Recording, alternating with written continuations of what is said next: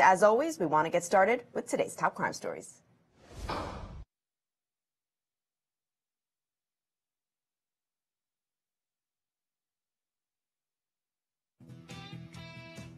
Here are today's top crime stories trending on Law&Crime.com and across the country. The Nevada Highway Patrol Southern Command released a video of a trooper's near-death experience when a hit-and-run driver slammed into his vehicle. The video shows the trooper's close call with death.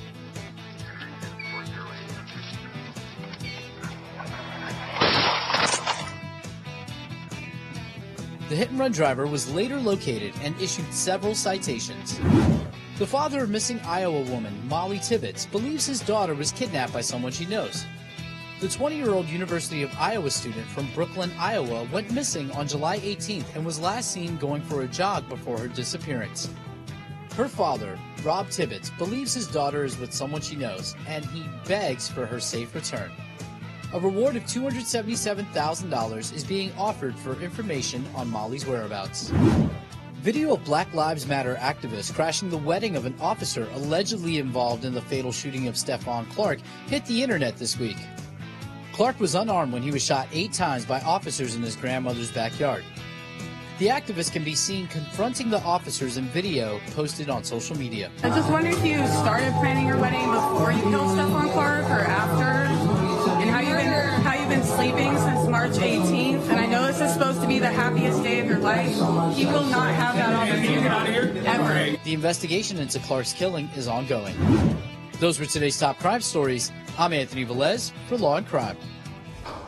Thanks so much for that, Anthony. Well, Ronn Blitzer, Law and Crime Senior Legal Editor, is with me in studio today. Let's talk for a moment about that last story, the Black Lives Matter protesters showing up at this officer's wedding on his wedding day, presumably as he's getting ready with his groomsmen.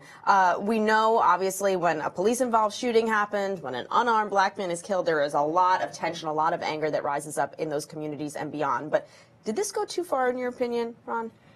This, to me, is a situation of there's a time and place for everything. I understand why activists want to protest what happened here. I understand there are a lot of emotions involved, and they want the officers who were involved in this to know how they feel and to, give them a hard time, essentially. But I think this goes over the line. To track someone down on their wedding day, go into what is a private affair. I mean, at least it wasn't the ceremony itself, but to, basically try and barge in and ruin what's supposed to be, the best day of this guy's life. I mean, that was exactly their plan, to ruin the guy's day. But I think it goes a little too far. You want to protest outside of his precinct, fine. You want to have other kinds of public demonstrations, I'm all for that. I understand they want their voices to be heard, and they should be allowed to do that. But this, even if it's technically legal, and we can get into, why that may or may not be the case, I just don't think this was appropriate. Yeah, I mean, my first thought was, are there trespassing concerns here in a case like this? Presumably, this is a private place wherever they're having the wedding and getting ready for the wedding. Yeah, so, if they, they seem to, try and get into this room. They didn't appear to really barge in. They were told to leave. They weren't leaving immediately. So if they had continued to stick around and continued to harass the people there without leaving after being told to leave, then yeah, that would pose trespassing concerns. But it didn't appear that it got to that level, but they definitely ran that risk. And the last thing I want to talk about is the fact that the officer involved, there were 2 officers, I believe, this officer whose wedding day it was, and the other officer. The police in Sacramento have not released their names. Prosecutors have not released the names of the officers, as is often the case. And there's often a lot of anger in that when authorities don't release the names of officers involved in these shootings. Well, obviously, these protesters found out his name because they knew where his wedding was, and they then released it online themselves. Any issues with that, or, was it bound to come out anyway? I think in a situation like that, it is bound to come out because this is, it's a well-publicized event. People around the country may not have been aware of the officers' names, and they're being withheld for, those purposes. But I'm not surprised that it eventually got out, unfortunately. Yeah, well, certainly interesting to see if there is any repercussion from that little demonstration, confrontation, really, and what comes of it. And it seems like the investigation is still in process there, and it'll likely be a while until prosecutors make a decision on whether or not to charge. Yeah, we still need to wait and see how this plays out. The officers, could very well, be charged. They could be convicted for this, in which case, they will face consequences for this. And, as much as protesters feel the need to take matters into their own hands and you make, the officer, feel their pain, they may very well face consequences in the legal system. And even if they haven't, they still have to live with what they did. And, there was another officer who talked about how the officers involved live with this every day. They're not happy about it. They are upset by this. Right, it's traumatic for them as well. Exactly. To be involved in that, whether the shooting was justified or not, it's still difficult for them to live with. Yeah, definitely a tough situation all around. Okay, thanks, Rob. Well, we're going to transition to our big story of the day, which is the Nicholas Cruz tapes. As I said a few moments ago, you remember the Marjorie Stoneman Douglas High School shooting in Florida back in February. 17 people killed, students and teachers. That young man that you see on your screen, Nicholas Cruz, allegedly entered the school with a high-powered rifle, began shooting, killing these students and several faculty members, then fled the scene. He was arrested shortly after, and once he was arrested, as you might imagine, he was interrogated for a long time by police as they tried to get at the root of his motive and just what happened leading up to this mass shooting. Well, a number of media outlets sued to get these interrogation tapes and the transcripts released under Florida's public information law, and they won. Yesterday, police released these videotapes. There's some 12 hours worth of interrogation here. They did redact some of it. We're going to get into that in a moment. But these tapes, this confession, really disturbing to listen to, and we're going to be talking about it all day today. So let's go ahead and get started with our first clip.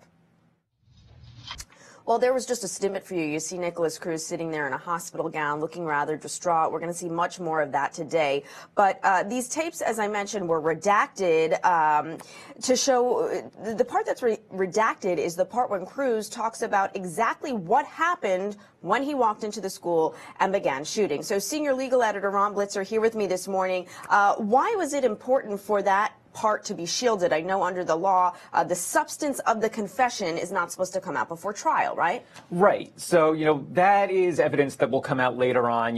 It'll probably be brought up during pretrial hearings as far as, what elements can come out at trial.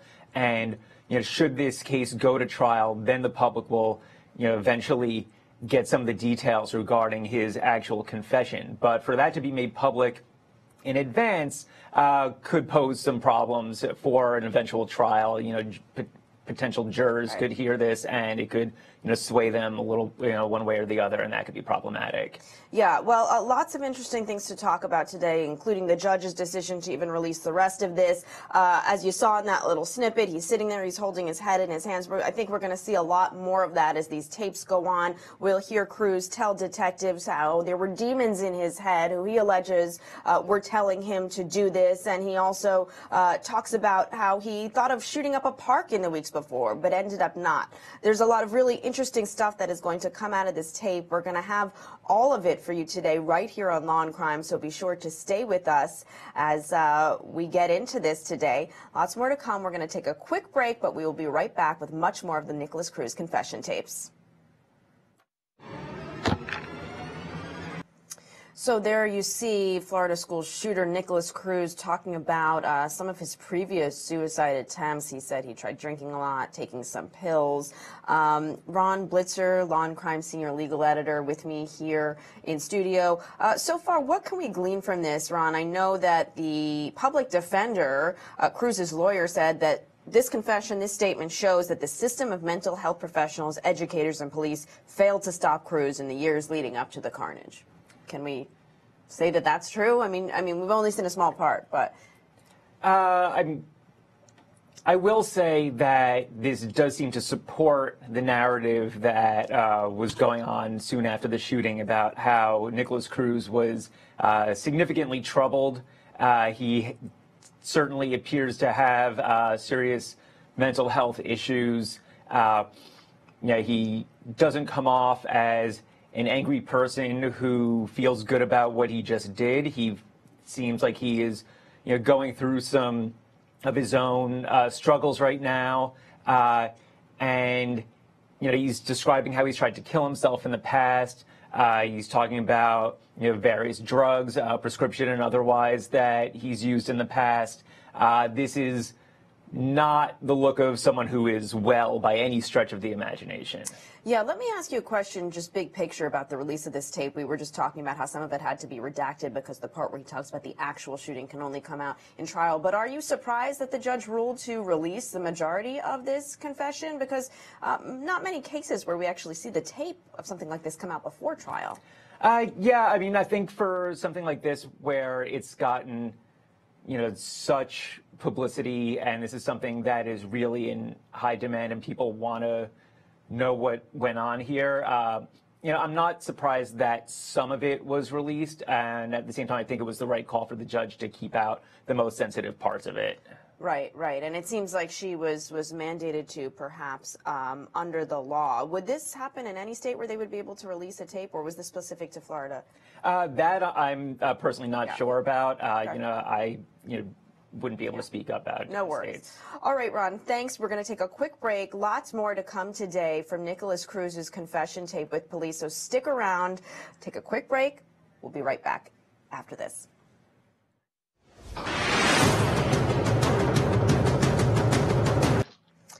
Well, welcome back. That was some more of Nicholas Cruz being interviewed by a lead detective in this case, and Ronn Blitzer, senior legal editor here of Law&Crime.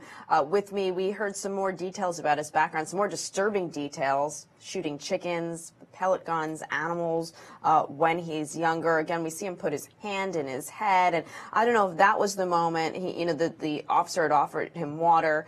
I couldn't really hear. I know there's one moment when he had said, when the officer said, no, you don't want any water, and he was like, I don't deserve it. What do you make of this part of the confession?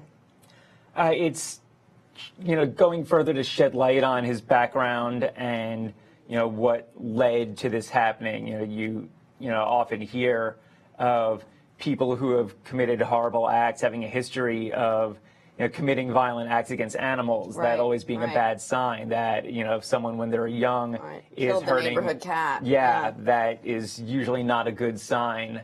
So, that is pretty consistent with, what we've seen here. As far as, saying that he doesn't deserve it, as far as the water or whatever, he seems to be, recognizing, the gravity of what, he allegedly did, and is expressing at least some degree of regret or remorse. How much he was feeling, we don't know, because as we mentioned earlier, we're not able to hear the part of the conversation where he's talking about the events themselves. We will hear, just coming up next, about how he purchased the guns, how he went about getting the guns, and what sort of happened in the days leading up to the shooting. So that will give us some more insight. I mean, I think this is interesting stuff that people really want to know. Obviously, mass shootings, such a huge issue and problem in this country, and there is so much intrigue about what leads up to these. So I do think, there is national, international interest in hearing this. In terms of how the family members of the victims have reacted, one of them did a local interview. Ryan Petty, his daughter was killed. He said, it's painful to watch. It's clear to me we've got a sick individual that I think at this time was coming to grips with what he had just done. He said, I don't like to think about that day, but if we're going to figure out how to stop this, we have to try to understand it. So in that sense, this is almost like an interesting case study going forward as we look, talk about it in the national dialogue, looking for signs to stop future shootings, stuff like that. Oh, absolutely. And this shows just how complicated this issue is. Anytime that there is a shooting like this, which sadly has become, not uncommon these days. You have people talking about, either gun control issues or mental health issues, and I think this is an instance where we could see that there are things that could be done regarding both of those things. Florida enacted stricter gun control laws after this that could potentially help in the future, but that is not a solution to everything. Right. So, as we're seeing here. Yeah. Well, speaking of those gun laws and guns, let's now listen to the part where Nicholas Cruz talks about how he got those guns that he used on the day of the shooting. Well, Nicholas Cruz, they're talking about how he purchased the guns, had practiced firing in his garage. Ron, the guns were purchased legally, so there's no sort of blaming there, so to speak, that he was able to, get around loopholes in gun laws or anything like that. He was able to legally purchase these firearms. But I know there was talk and concern afterwards. Why didn't the seller of these guns, think, this is strange, this kid coming in here to buy guns? Right. So the owners of the store, the Sunrise Tactical Supply in Coral Springs, Florida, spoke out about this in the days following the shooting, and they felt terrible about what happened. They explained that when Cruz purchased a weapon from their store, that they didn't think anything of it, in particular because their attorney said that there weren't any red flags raised, and that he didn't buy any ammunition, he didn't buy any accessories or any modifications to the weapon, which would have been things that would have raised flags. If he had bought a ton of ammunition or modifications to a weapon, maybe they would have thought something was up. I feel this always comes back to the question, though. I mean, how much onus is on the owner of a gun store, the seller of a gun, to report something like this if someone is purchasing the firearm legally? It seems like the moral thing to do, but there are a lot of issues and concerns when it comes to, being the arbiter of all of that, right? Yeah, I mean, I don't put any blame on the gun store owners here. Background checks are done. All they can do is go by what comes up in the results. This is legal. He followed the law. He didn't do anything wrong in the purchase of the weapon. The owner certainly did not do anything wrong in selling the weapon here. There were not any red flags. Right. So, there's really nothing that they could have reasonably done at the time. Ron, we're going to take a quick break. Much more on the Nicholas Cruz confession right after this. So that's the part of the interview with the detective when we start to hear Cruz talking about this voice in his head, this voice who he says told him to do these things. We also start to hear the detective here, John Curcio, start to raise some doubt. He's saying, Ron, but that voice is you, right? That voice is you. Later on today, we're going to even hear the detective say, I think you're using the demon as an excuse. Now, assuming if this case did go to trial, would this, come up whether or not this guy is being truthful about the demon in his head or whether or not it's just an excuse? Oh, absolutely. This is part of the interview that I think jurors are really going to want to analyze, because he's coming up with this excuse saying that there's a demon in his head telling him to do things.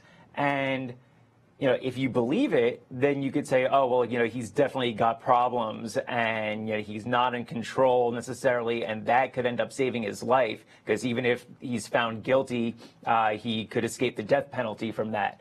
But if you don't believe it, and I'm personally not sure where I stand on this at this point, but if you don't believe it, then he's just trying to make up excuses and try and kind of shift the blame away from himself, saying, oh, I have problems, and he's trying to make himself look like he has some sort of condition. So if you doubt that, then that could end up hurting him. Well, here's the question, right? Because in the days up to this, he filmed videos of himself. So saying he was going to do this. So was it the voice telling him to film the videos? That's where there seems to be a bit of a contradiction. And we're going to talk more about this as we go on this morning. But what are your thoughts on that? Yeah, if this is a case where, he's been planning this and he, has been thinking about doing this and talking about doing something like this, then yeah, where do you say, oh, well, he wasn't in control, he was listening to a voice in his head? Like, for all of that, yeah, that's definitely something that the prosecution is going to bring up. And, we were talking about how, he had said that the voice, or, he had considered doing something a week earlier and didn't do it. So the detective is challenging him on that, too. And we're going to hear a lot more of that. Ron, I know your time with us is up, so thank you so much, as always, for offering your insight here. We do appreciate it. I know you have to get to work on some stories on the website for lawandcrime.com. We're going to take a quick break. When we come back, I will be here with Jesse Weber. Stick around. We'll be right back after this short break.